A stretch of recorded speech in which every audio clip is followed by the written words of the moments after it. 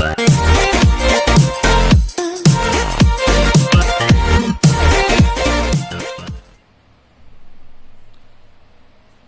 Students, maths by MK lecture series में आपનું हार्दिक स्वागत છે।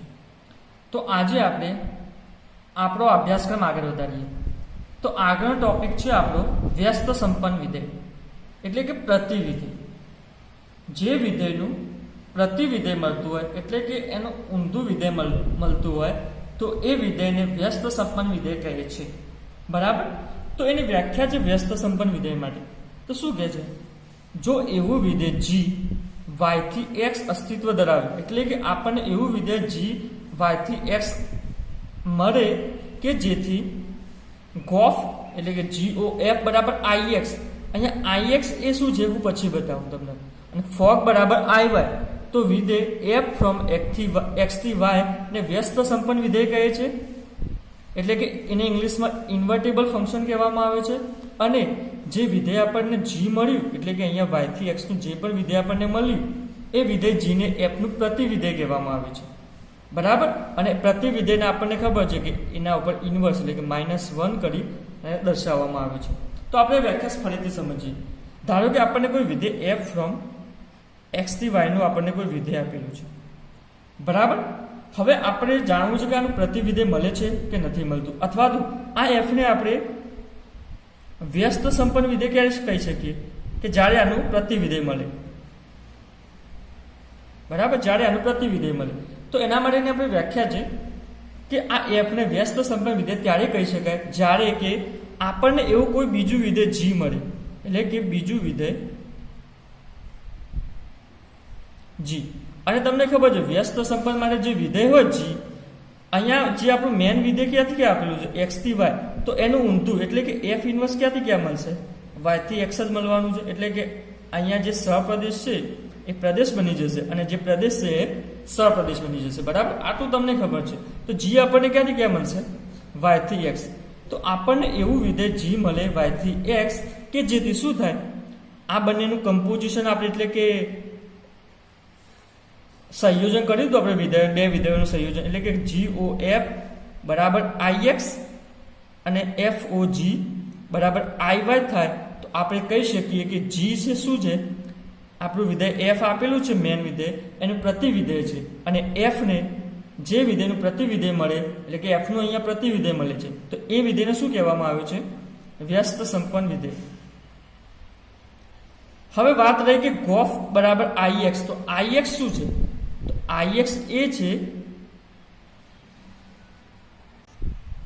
તો અહીં IX ને તદેવ વિધેય કહેવામાં આવે છે। આપણને ખબર છે કે તદેવ વિધેય શું હોય છે? આવું હોય છે f of x બરાબર x, એટલે કે જે અંદર નાખીએ એ બહાર આવતું હોય, એટલે કે અંદર આપણે x નાખ્યો તો બહાર શું આવ્યું? x। તો આ વિધેય તદેવ વિધેય કહેવામાં આવે। એવી રીતે જો ગોફ આખા આપણું ફંક્શન જે સંયોજન છે ફંક્શન વિધેયોનું એનું આપણે જો સાદું રૂપ આપીશું તો IX એટલે કે તદેવ વિધેય મળશે, તો આપણે કહી દેવાનું કે આ વિધેય છે એ વ્યસ્ત સંપન્ન વિધેય છે। હવે અહીંયા x કેમ લખ્યું એની વાત આવે તો x તમે જુઓ, અહીંયા પહેલા આપણને ખબર છે કે ગોફ વિધેયમાં શું થશે, પહેલા આપણું f વિધેય એપ્લાય થશે, પછી g વિધેય એપ્લાય થશે, બરાબર। તો સૌથી લાસ્ટ કયું વિધેય એપ્લાય થશે? g વિધેય। તો આપણને ખબર છે g વિધેય ક્યાંથી ક્યાંનું છે? y થી x, એટલે કે આપણે જો g વિધેય એપ્લાય કરીશું છેલ્લી વારનું તો એનો જે જવાબ આવશે લાસ્ટમાં તો શામાં આવશે? x માં જ આવશે, એટલે અહીંયા x કર્યું। એવી રીતે તમે જોઈ શકો છો કે ફોગમાં મેં IY કર્યું છે। IY કેમ કર્યો છે? કારણ કે તમે જુઓ છેલ્લે આમાં કયું વિધેય એપ્લાય થશે? f વિધેય, અને f વિધેય તમને ખબર છે ક્યાંથી ક્યાંનું છે? x થી y નું છે, બરાબર। તો જે જવાબ આવશે લાસ્ટમાં છેલ્લે આપણે બધું પૂરું કર્યા પછી એટલે કે છેલ્લે કયું વિધેય એપ્લાય થશે? f વિધેય। તો f વિધેયનો જવાબ ક્યાં શામાં આવશે? y માં, એટલે કે તદેવ વિધેય y માં જવાબ આવશે। એના માટે આપણે y સિમ્બોલિક તરીકે લખ્યો છે। હવે આપણે આવી જઈએ ઉદાહરણ નંબર 22। તમે આ એક વ્યાખ્યા યાદ રાખજો વ્યસ્ત સંપન્ન માટે, અને બીજું ઉદાહરણ નંબર 22 ઉપરથી બનશે। એ ઘણા બધા દાખલાઓમાં આપણને કામ આવશે। તો ઉદાહરણ નંબર 22 માં શું કહે છે? f બરાબર 1 2 3 અને ABC સુધીનું આપણું વિધેય છે। એમાં શું કહે છે? f of 1 બરાબર a, f of 2 બરાબર b, f of 3 બરાબર c। એક એક એને વ્યાપ્ત આપી દીધું છે, બરાબર। તો સાબિત શું કરવાનું છે કે આપણને વિધેય જી મળે. જી કેવું મળે? એબીસી થી 1 2 3 અસ્તિત્વ ધરાવે, જેથી કરીને ગોફ બરાબર ix અને ફોક બરાબર iy થાય. તો હવે તમે અહીંયા વ્યાખ્યા જુઓ અને આ બંનેને સરખાવો. વ્યાખ્યામાં પણ શું કહે છે? પહેલા વિધેય અહીંયા શું છે? 1 2 3 થી એબીસી. તો અહીંયા જી વિધેય શું આપેલું? એનું ઉલટું જ છે. અહીંયા આમ થઈ ગયું છે, બરાબર. એટલે કે આના જેવું જ છે. અહીંયા f આપણું x થી y હતું, તો જી y થી x આપેલું છે, રાઈટ. હવે વાત આવે છે આગળ અસ્તિત્વ ધરાવે કે જેથી ગોફ બરાબર ix અને ફોક બરાબર iy થાય. તો અહીંયા પણ એવું જ છે. જો ગોફ બરાબર ix અને ફોક બરાબર iy થાય. તો આ વિધેયને શું કહેવામાં આવે છે? આ એક પણ વિધેયને શું કહેવામાં આવે છે? વ્યસ્ત સંપન્ન વિધેયની વ્યાખ્યા જ છે, બરાબર. જે ઉદાહરણ નંબર 22 આપેલું છે વ્યસ્ત સંપન્ન વિધેય વ્યાખ્યા છે. પરંતુ અહીં તમે થોડું ધ્યાનથી જુઓ તો અહીંયા થોડુંક વધારે આપેલું છે. શું છે? જે આપણું f વિધેય આપેલું છે એ એકિક અને વ્યાપ્ત આપેલું છે. જો અહીંયા એકિક અને વ્યાપ્ત જ આપણને f વિધેય નથી આપેલું અહીંયા, પરંતુ અહીંયા થોડી માહિતી વધારે આપેલી છે. તો કંઈ વાંધો નહીં, આપણે એના ઉપરથી 2 રિઝલ્ટ તારવી શકીએ. એટલે કે જુઓ અહીંયા 2 મેં રિઝલ્ટ તારવ્યા છે. કયા કયા તારવા છે? કે જો f એ એકિક અને વ્યાપ્ત વિધેય હોય તો f એ વ્યસ્ત સંપન્ન હોય. એટલે કે અહીંયા તો વ્યસ્ત સંપન્ન તો છે, પરંતુ અહીંયા શું છે? એકિક વિધેય છે. તો આપણે આ 2 રિઝલ્ટ તારવી દીધા. જો f એ એકિક અને વ્યાપ્ત હોય, અહીંયા જોજો વ્યાપ્ત વિધેય હોય તો f એ વ્યસ્ત સંપન્ન થાય. આનો ઉપયોગ આપણે બહુ કરીશું આગળ. અને એનાથી ઉલટું પણ કહી શકીએ. f એ વ્યસ્ત સંપન્ન વિધેય હોય, વ્યસ્ત સંપન્ન વિધેય હોય તો f શું હશે? એકિક અને વ્યાપ્ત બંને હશે, બરાબર. આ 2 રિઝલ્ટ તમે નોટ ડાઉન કરી દેજો, સારી રીતે સમજી લેજો. આ 2 રિઝલ્ટનો આપણે આગળ વધારે પડતો ઉપયોગ કરીશું એક્સરસાઇઝમાં અને બહુ બધા દાખલાઓમાં, બરાબર. હવે હું આગળ વધું તો આગળ આપણે ઉદાહરણ નંબર 23 ઉપર આવી જઈએ. તો ઉદાહરણ નંબર 23માં એવું જ કરવાનું છે કે f આપણને આપેલું છે n થી y, બરાબર. અને આપણું જે વિધેય આપણને વ્યાખ્યાયિત કર્યું છે કયું છે? 4x + 3, બરાબર. અને y બરાબર y બિલોંગ્સ ટુ n, કોઈક x બિલોંગ્સ ટુ n માટે y બરાબર 4x + 3 એ આપણે જોવું નથી. એમાં કંઈ આપણને જોવાની જરૂર નથી. શું કહે? સાબિત કરો કે f એ વ્યસ્ત સંપન્ન વિધેય છે અને આ વિધેયનું પ્રતિવિધેય શોધો. તો આપણે શું સાબિત કરવાનું છે? કે વ્યસ્ત સંપન્ન વિધેય છે. તો આગળ આપણે વ્યાખ્યા જોઈએ તો વ્યસ્ત સંપન્ન વિધેય સાબિત કરવા માટે શું કરવું પડે છે? અહીં જોઈ શકો છો. વ્યસ્ત સંપન્ન વિધેય સાબિત કરવા માટે આપણે પહેલા એકિક અને વ્યાપ્ત શું સાબિત કરી દઈએ તો એ વ્યસ્ત સંપન્ન વિધેય થઈ જશે. અથવા આપણે જો એનું પ્રતિવિધેય શોધી લઈએ, પ્રતિવિધેય f ઇન્વર્સ, તો બી એ વ્યસ્ત સંપન્ન વિધેય થઈ જશે. કારણ કે વ્યસ્ત સંપન્ન વિધેયની વ્યાખ્યા શું છે? એ વિધેયને વ્યસ્ત સંપન્ન વિધેય કહેવાય જે વિધેયનું પ્રતિવિધેય મળતું હોય, પ્રતિવિધેય મળતું હોય. તો અહીંયા જો આપણે પ્રતિવિધેય શોધી દેશું એ વિધેયનું, તો આપણે ડાયરેક્ટલી આપણે કહી શકશું કે આ વિધેય વ્યસ્ત સંપન્ન વિધેય છે. તો અહીંયા ડાયરેક્ટલી આપણે પ્રતિવિધેય શોધવાનું છે. તો પ્રતિવિધેય કઈ રીતે શોધીશું? તો હું તમને શીખવાડું. આપણે આગળ વ્યાપ્ત વિધેય સાબિત કરતા હતા, એમાં આપણે શું કરતા હતા એના જેવું જ કંઈક આપણે અહીંયા કરવાનું છે, બરાબર. તો અહીંયા આપણે જોઈ શકીએ છીએ કે અહીંયા લખ્યું છે કે y ના કોઈ યથાર્થ ઘટક y નો વિચાર કરો. એટલે કે y મોટો y આપણનો જે સેટ આપેલો છે જે ગણ, એમાં એક નાનો y નો વિચાર કરો. y ની વ્યાખ્યા અનુસાર પ્રદેશ n ના કોઈક x માટે તો આપણે પહેલા શું લખી દેવાનું છે? જે આપણું વિધેય આપેલું છે એ શું છે? અહીંયા વિધેય લખી દઉં છું, f(x) બરાબર 4x + 3. હવે તમે વિચાર કરો, આગળ આપણે જે કરતા હતા વ્યાપ્ત વિધેય માટે, તો વ્યાપ્ત વિધેય સાબિત કરવા માટે શું કરતા હતા? જે આપણું વિધેય f આપેલું છે એની જગ્યાએ y લઈ લેતા હતા, યાદ હોય તો મેં એ જ કર્યું છે. અહીંયા શું કરી દીધું છે? f(x) ની જગ્યાએ y કરી દીધું છે. હું તમને અહીંયા એ બતાવું છું કે પ્રતિવિધેય કઈ રીતે શોધવામાં આવે છે, બરાબર. તો અહીંયા આપણે પ્રતિવિધેય શોધીએ છીએ. તો પ્રતિવિધેય માટે તમને વ્યાખ્યા પ્રમાણે જોઈએ તો શું હોય છે કે પહેલા આપણને f વિધેય આપેલું હોય તો પ્રતિવિધેય માટે બીજું એક વિધેય જોઈશે g. તો g કઈ રીતે શોધશું એ હું શોધું છું. g તો અહીંયા y છે, એના પર શું કરતા હતા આપણે? x ને આપણે કરતા બનાવતા હતા, x ને કરતા બનાવી દીધું, y - 3/4. તો અહીંયા તમે જોઈ શકો છો જે આ વિધેય છે આખું શું કોનું વિધેય છે? g નું વિધેય છે. એટલે કે આ સોરી y નું વિધેય છે. એટલે કે આમાં y સિવાય બીજો કોઈ ચલ આવતો નથી, બરાબર. y એકલો જ જે ચલ આવે છે, x આવતો નથી. તો આને હું g ઓફ y કહી શકું? હા, બરાબર. g ઓફ y થી દર્શાવી દીધું. હવે આપણે જે આ મળ્યું g ઓફ y અહીંયા, એ આપણું શું થઈ ગયું? બીજું વિધેય થઈ ગયું, બીજું વિધેય. એટલે કે જો તમને વ્યાખ્યા પ્રમાણે જવું તો હું તમને બતાવું વ્યાખ્યામાં શું કહ્યું હતું. જો વ્યાખ્યા અહીં જુઓ શાંતિથી. આપણને એક વિધેય આપણને આપેલું હતું x થી y નું, બરાબર. તો આપણે વ્યસ્ત સંપન્ન વિધેય શોધવા માટે યાની કે પ્રતિ વિધેય શોધવા માટે કોઈ બીજું વિધેય જોઈએ g. તો આપણે એ g જ અહીંયા લખ્યું છે. તો g આપણે આ શોધ્યું, બરાબર, આને કહી દીધું, બરાબર. તો આપણું g ક્યાંથી ક્યાં આવેલું છે? y થી n જ થઈ જશે, કારણ કે n થી y છે તો y થી n થઈ જશે, બરાબર. હવે આપણું g વિધેય તો આપણે શોધી દીધું. હવે આપણી વ્યાખ્યામાં આગળ શું કહે છે? અહીંયા જો g વિધેય આવી ગયું, અહીંયા f વિધેય આવી ગયું. હવે શું સાબિત કરવાનું છે? જો આવું હોય તો આપણે ગોફ બરાબર ix અને ફોગ બરાબર iy, એટલે કે ગોફ અને ફોગનું વેલ્યુ જે આવે એ શું આવવી જોઈએ? તદે વિધેય આવવી જોઈએ. તો અહીંયા આપણે એ જ કરીશું. શું કરીશું? જુઓ અહીંયા જોઈ શકો છો કે ગોફ ઓફ x તો મેં લગાવ્યું g of f of x. તો પહેલા આપણું કયું વિધેય લાગશે? f of x. તો f ઓફ x ની વેલ્યુ શું છે? અહીંયા તમે જોઈ શકો છો સ્પષ્ટ લખેલું છે 4x + 3. તો મેં એ જ લખી દીધું 4x + 3, બરાબર. હવે કોને એપ્લાય કરવું પડશે? g વિધેયને લાગુ કરવું પડશે. તો g વિધેય આપણને શું કહે છે? g વિધેય કે જે એના પેટમાં y છે તો y ને શું કરવાનું? પહેલા તો એમને એમ લખવાનું, એના અંદરથી -3 કરવાના અને ભાગ્યા 4 કરવાના. તો આપણે એવું જ કરીએ.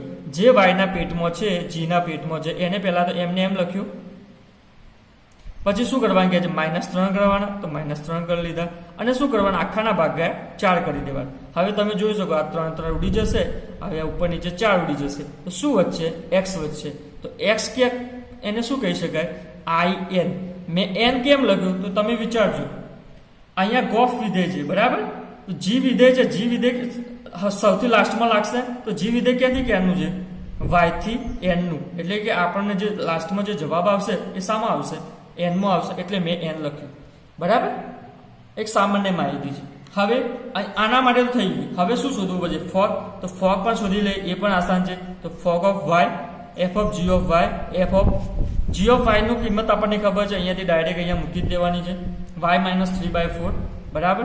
હવે f વિધેય શું કહે છે? અહીંયા તમે જોઈ શકો છો f વિધેય શું કહે છે કે જે f ના પેટમાં છે એને પહેલા 4 વડે ગુણાકાર કરવાનો, 4 વડે ગુણાકાર કરી એના અંદર 3 ઉમેરી દેવાનું. તો આપણે એવું જ કરીએ. અહીંયા જુઓ કે જે f ના પેટમાં છે એને પહેલા તો 4 વડે ગુણાકાર કરીએ, બરાબર, આખું છે અહીંયા,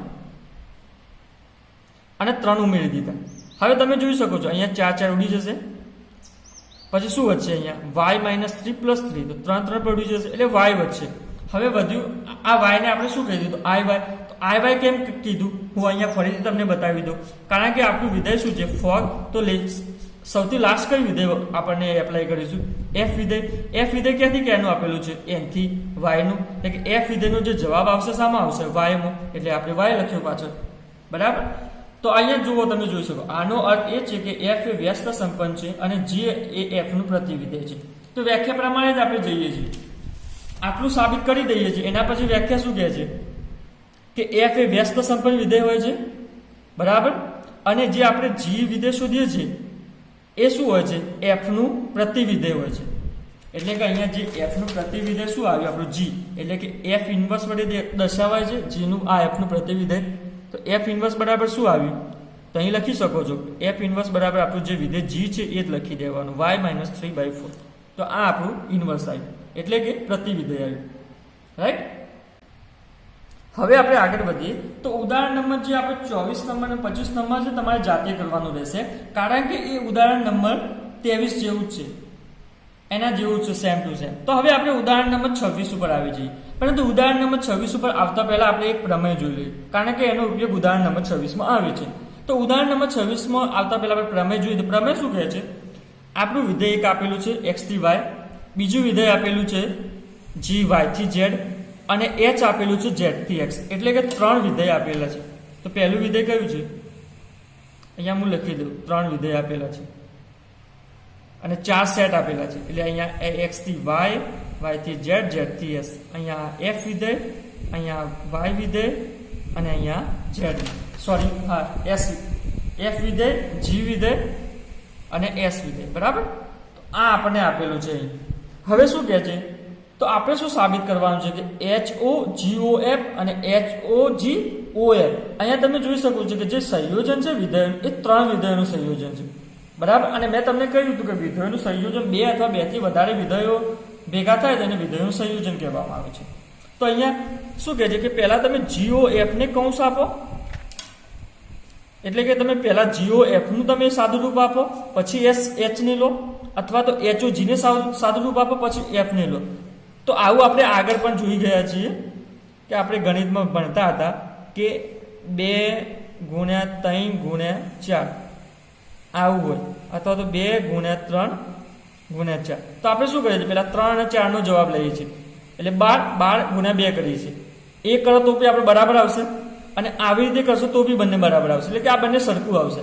કંઈક એના જેવું જ અહીંયા છે, સેમ ટુ સેમ. પરંતુ અહીંયા વિધેયની વાત છે, અહીંયા આપણે સંખ્યાઓની વાત કરતા હતા, પણ અહીંયા વિધેયોની વાત છે, બસ એટલો જ ફરક છે. તો આપણે જોઈ લઈએ એમાં શું છે. તો આપણે શું કરીએ, અહીંયા HOGOF છે, તો પહેલા આપણે જે બહારવાળો જે O છે એને હટાવી લઈએ, એટલે કે H અંદર જે છે લખી દઈએ GOF, અને આ X બેઠો ને બેઠો, બરાબર. હવે આપણે શું કરીશું, અંદર વાળો O હટાવીશું, એટલે કે આપણે એક એક O હટાવવાનો છે, એટલે કે એપ્લાય કરવાનું છે. આપણે પહેલા H ફંક્શન એપ્લાય કર્યું, પછી અંદર વાળું એપ્લાય કરીએ છીએ, લાગુ કરીએ છીએ. તો એવી રીતે હવે G લાગુ કરીએ, તો G લાગુ કરીશું તો શું થશે, H તો એવો ને એવો, G માટે એવું આવશે, GOF છે તો શું આવશે, G(f(x) થઈ જશે, બરાબર. આવી ગયું. હવે આટલું અહીંયા મૂકી દેવાનું. હવે આપણે બીજું શું છે કહે છે, આટલું આપણે જોઈ લીધું, બરાબર. હવે આપણે બીજો ભાગ જોઈએ. બીજો ભાગ અહીંયા મેં લખ્યો છે, બરાબર. તો શું લખ્યું છે, HOGOF(f(x) લખ્યું છે. તો પહેલા આપણે F ને એપ્લાય કરીએ, બહાર વાળું O ને, તો HOG એવો ને એવો, તો અહીંયા શું થઈ જશે, O નીકાળી દીધો તો f(x) થઈ જશે, ત્યાં આગળ કૌંસ આવી જશે. હવે અંદર વાળો O નીકાળીએ, એટલે કે HOG વિધેય છે એને આપણે એપ્લાય કરીએ, તો શું થઈ જશે, HG of f(x), બરાબર. એને જ લખવાનું છે, ખાલી વચ્ચેથી O કાઢી નાખવાનું છે, એટલે કે વિધેય એપ્લાય થઈ જશે. હવે તમે જોઈ શકો છો આપણે જે બેનને સાદું રૂપ આપ્યા એ બંને સરખા આવે છે, જુઓ. એટલે કે આપણે કહી શકીએ કે આ બે વિધેયો સેમ છે, એટલે આવી રીતે આપણે લખી શકીએ. તો હવે આવી જઈએ ઉદાહરણ નંબર 26 ઉપર. ઉદાહરણ નંબર 26 શું કહે છે કે આપણને બે વિધેય આપેલા છે, 3 વિધેય આપેલા છે. તો સાબિત કરો કે ઉપરવાળું સાબિત કરવાનું છે, HOGOF અને HOGOF. તો આ ઉદાહરણને તમે અહીં સારી રીતે સમજી શકશો, બરાબર. તો અહીંયા જોઈએ શું કહે છે, પહેલા આપણે શું કહે HOGOF શોધવાનું છે, તો એના માટે આપણે લઈ લીધું. તો હવે આપણે શું કરીશું, પહેલા H વિધેયને એપ્લાય કરીશું, એટલે કે H, પછી અહીંયા કૌંસ, અહીંયા GOF X, બરાબર. એના પછી આપણે GOF ને એપ્લાય કરીશું, તો શું થશે, GF(x), બરાબર. તો હવે આપણે પહેલા શું કરીશું, અહીંયા f(x) ની વેલ્યુ મૂકીશું. તો f(x) ની વેલ્યુ કેટલી છે, અહીંયા જોઈ લો 2x, 2x મેં મૂકી દીધી. હવે આટલું આવ્યું. હવે કઈ વિધેય એપ્લાય થશે, G વિધેય. તો G વિધેય શું કહે છે, જે અંદર પેટમાં છે એને 3 વડે ગુણાકાર કરો અને 4 એના અંદર ઉમેરી દો. તો આપણે જે અંદર શું છે 2x, તો 2x ને 3 વડે ગુણાકાર કરી અને 4 એને આપી દીધા, બરાબર. હવે લાસ્ટમાં શું આવે છે, અહીંયા શું એનો જવાબ શું આવશે, H(6x + 4) આવશે, બરાબર. અને H વિધેય શું કહે છે કે સાઇન જે અંદર પેટમાં છે સાઇનના પેટમાં જવા દો. તો આના અંદર શું છે 6x + 4 છે, તો એને શું કરવું પડશે, સાઇનના પેટમાં જવા દેવું પડશે. તો સાઇનના પેટમાં જવા દીધું. આ આવે આપણો પહેલા વાળાનો જવાબ. હવે બીજા ઉપર આવી જઈએ. તો બીજા ઉપર શું કહે છે, તો આપણે એવું જ કરવાનું છે, બરાબર. ઇન શોર્ટ અહીંયા સુધી આવી જવાનું, અહીંયાથી લઈને અહીંયા સુધી આવી જવાનું, પછી એનું સાદું રૂપ આપવાનું. તો સાદું રૂપ કઈ રીતે આપશો, HOGOF(f(x) આવશે, તો f(x) ની વેલ્યુ 2x આવશે. 2x ને આપણે G વિધેય એપ્લાય કરીશું તો 6x + 4 આવશે. 6x + 4 ઉપર આપણે H વિધેય એપ્લાય કરીશું તો sin 6x + z આવશે. અહીંયાથી તો બધું સરખું જ છે, બરાબર. એનો મતલબ શું થયો કે આ બંને સરખું આવ્યું, તો આપણે કહી શકીએ કે HOGOF અને HOGOF બંને શું થશે, સરખા થઈ જશે, રાઈટ. તો હવે આપણે આવી જઈએ પાછળ આપણે જોવાનું છે ઉદાહરણ નંબર 27 જોવાનું છે. પરંતુ ઉદાહરણ નંબર 27 જોતા પહેલા પ્રમેય 2 જોઈ લઈએ, કારણ કે એનો પણ ઉદાહરણ નંબર 27 માં ઉપયોગ આવે છે. તો શું કહે છે, F અને G વિધેય આપેલું છે.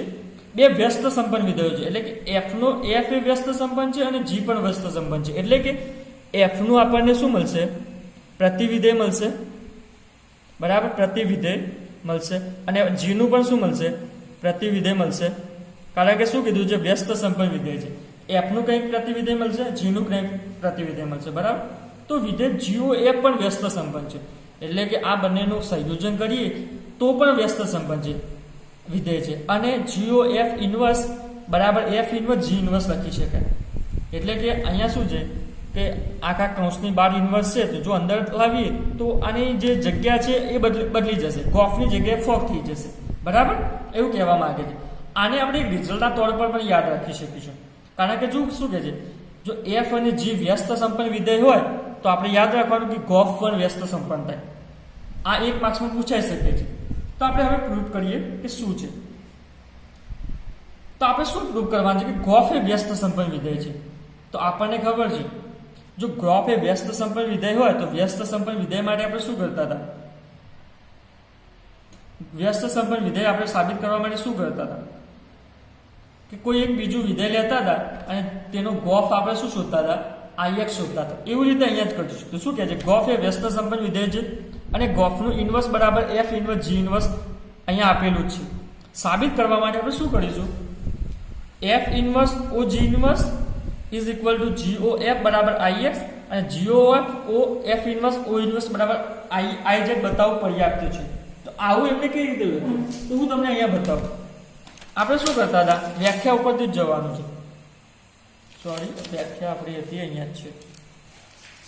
તો વ્યાખ્યા ઉપરથી જ જવાનું છે. તો વ્યાખ્યામાં આપણને શું કહેતા હતા કે જો g એ વિધેય વ્યસ્ત સંપન્ન વિધેય, બરાબર, તો અહીંયા શું કહે છે? ગોફ એ વ્યસ્ત સંપન્ન વિધેય છે અને ગોફનું આપણે જે વ્યસ્ત સંપન્ન એટલે કે GOF નું જે ઇન્વર્સ આપેલું છે વ્યસ્ત સંપન્ન વિધેય અહીંયા આપી દીધું છે. કયું આપ્યું છે?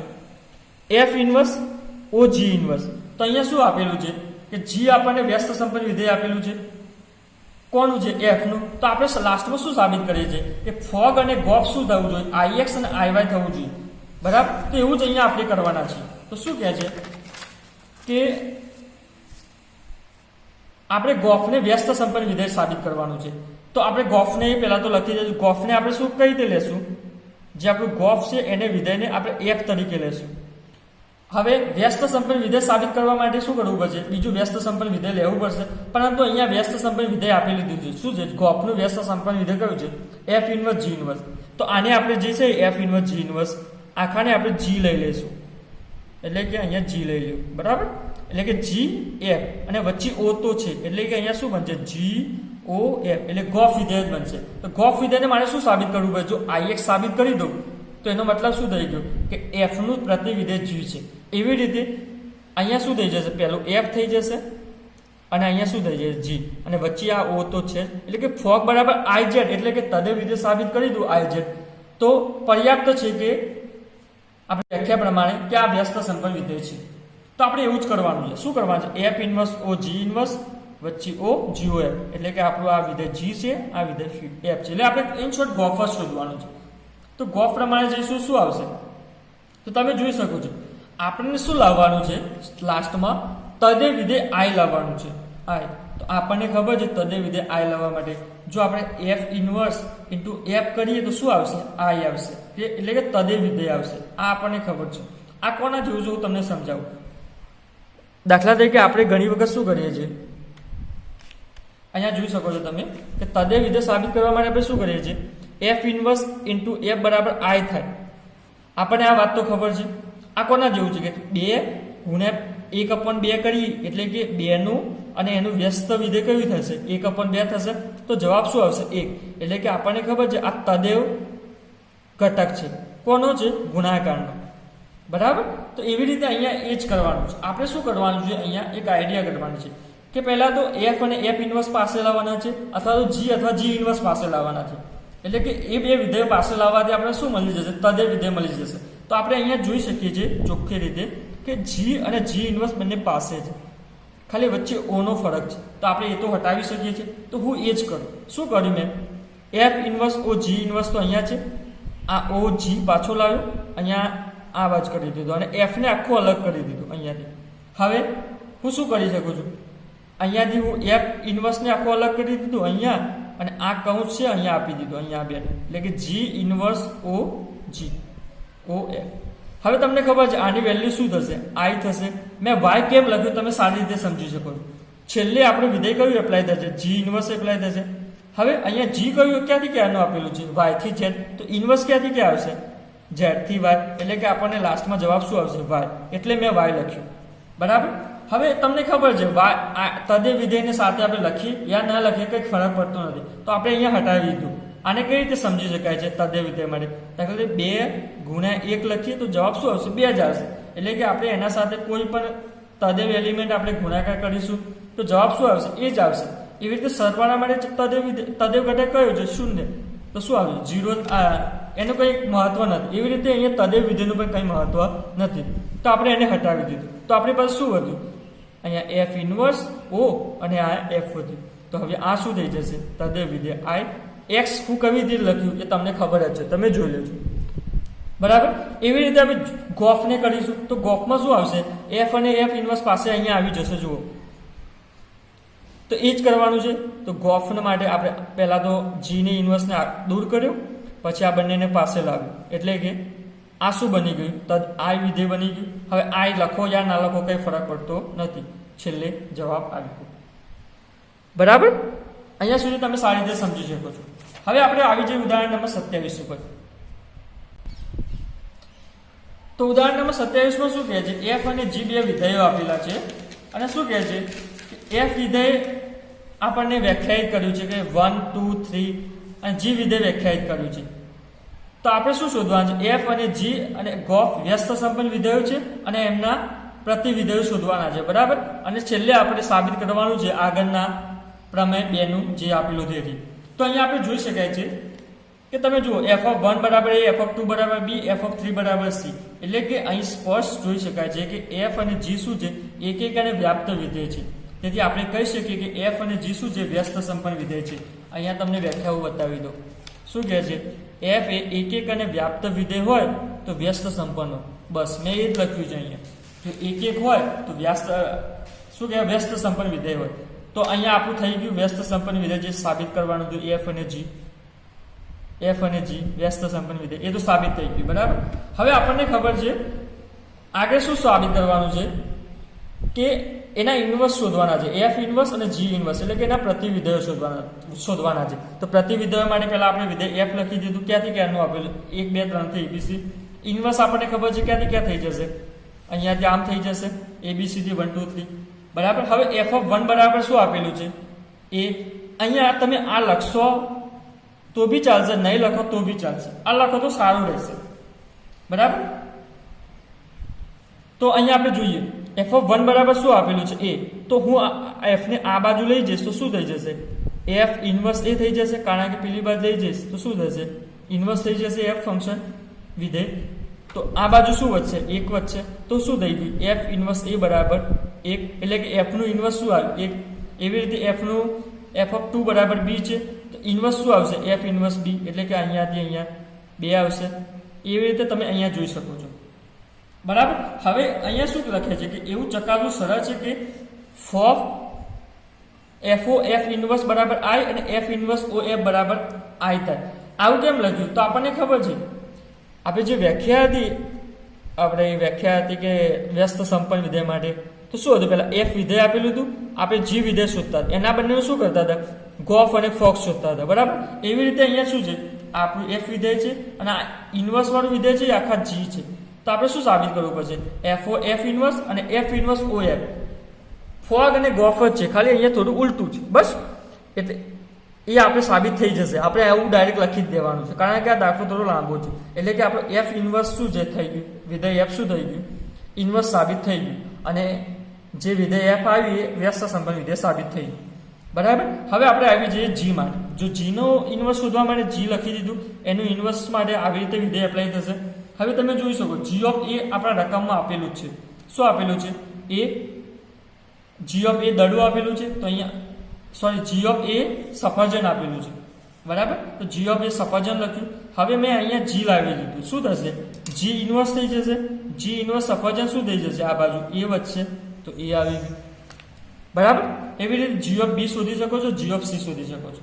અને ઉપર કર્યું એવી રીતે જ આપણે શું કરવું એવું ચકાસવું સરળ છે કે g ઓ g ઇન્વર્સ બરાબર i અને g ઇન્વર્સ ઓ g બરાબર i, એટલે કે તદે વિધેય સાબિત થઈ જશે. તો આના ઉપરથી આપણે કહી શકીએ કે g વિધેય છે વ્યસ્ત સંપન્ન વિધેય છે અને એનું પ્રતિ વિધેય કયું કહેવાય તો આ ત્રણ g ઇન્વર્સ આપણે શોધ્યા. બરાબર. હવે આપણે આવી જઈએ આગળ શું સાબિત કરવાનું કહે છે કે ગોફ વિધેય વ્યસ્ત સંપન્ન છે એ સાબિત કરો અને એનું પ્રતિ વિધેય શોધો. તો અહીંયા આપણે એ સાબિત કરીએ. f અહીંયા આટલું આપેલું છે, અહીંયા આટલું આપેલું છે. હવે તમને ખબર છે કે ગોફ વિધેય કેવી રીતે થશે તો ગોફ વિધેય અહીંયાથી અહીંયાનું થશે. બરાબર. ગોફ વિધેય ક્યાંથી ક્યાંનું થશે તો અહીંયાથી અહીંયાનું થશે. મેં આગળ ગોફ વિધેય કેવી રીતે તમે વ્યાખ્યાયિત કરી શકો છો એ મેં તમને શીખવાડેલું છે. તો આપણે લખી દીધું 1 2 3 થી સફરજન દડો અને બિલાડી સુધીનું ગોફ વિધેય એપ્લાય થશે. હવે આપણે જોવું પડશે કે ગોફની વેલ્યુ કેટલી આવે છે. તો તમે શોધી શકો છો g o f ઓફ અહીંયાથી પહેલા 1 લેવાનો, તો g ઓફ f ઓફ 1 એટલે કે g ઓફ a, અને g ઓફ a ની વેલ્યુ શું છે આપણને રકમમાં આપેલી જ છે. અહીંયા જોઈ શકો g ઓફ a શું છે સફરજન. તો એવી રીતે આપણે અંદરથી લખી દેવાનું છે સફરજન. બરાબર. એવી રીતે ગોફ 2 માટે શું આવશે દડો અને ગોફ 3 માટે શું આવશે બિલાડી. આ ત્રણ વેલ્યુ આપણને આવી ગઈ ગોફની. બરાબર. હવે આપણી વાત આવે છે ઇન્વર્સ એટલે કે એનું પ્રતિવિધેય. પ્રતિવિધેય કઈ રીતે શોધાશે. હવે જુઓ આ 1 માટે સફરજન છે તો ગોફનું આપણે ઇન્વર્સ શોધવું હોય તો હું અહીંયા ગોફ આપી દઉં એટલે કે g o f, તો આ બાજુ આવશે બરાબર એટલે ઇન્વર્સ લખી શકું. આગળ મેં લખી દીધું કોનું સફરજનનું.